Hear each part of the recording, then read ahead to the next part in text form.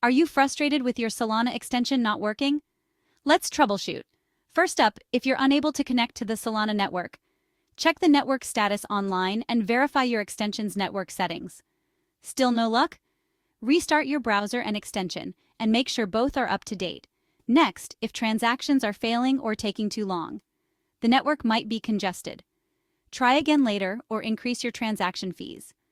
And always ensure you have enough SOL to cover fees for issues with balances or NFTs not displaying. Refresh your browser and extension.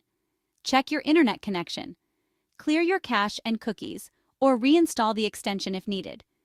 Compatibility problems? Make sure your extension supports the website. Update the extension or contact the website's support team. If your extension stopped working after a browser update, update or reinstall the extension, and disable then re-enable it. Lastly, if you suspect a compromise, change your wallet's seed phrase, revoke extension permissions, and scan for malware.